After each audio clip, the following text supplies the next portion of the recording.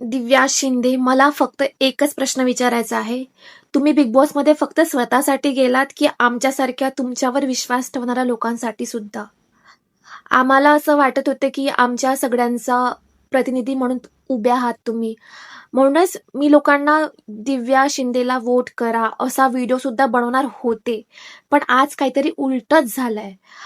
आज तुम्ही खरंच चुकीच्या होत्या असं मनापासून वाटतं, कारण की जसं बिग बॉसने स्वतः म्हटलं, की चूक मांडणारा माणूस कधीच लहान होत नाही. खरं तर बिग बॉसने तुम्हाला खूप समजवण्याचा प्रयत्न केला.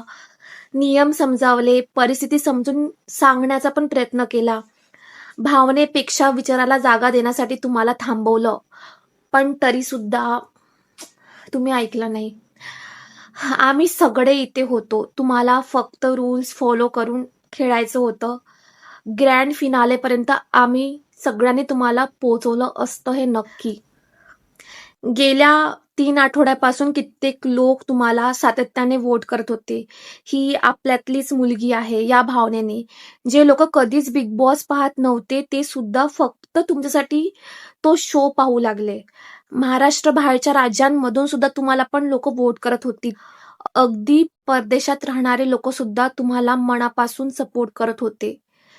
तुम्हाला राग आला असेल ते समजण्यासारखंच आहे, पण रागाच्या क्षणीही आपल्या लोकांचा, त्यांच्या भावनांचा आणि अपेक्षांचा विचार होणं खूप गरजेचं असतं. आज खरंच खूप डिसअपॉइंटमेंट झालेलं आहे. मी फक्त हा सीझन तुमच्यासाठी पाहत होते.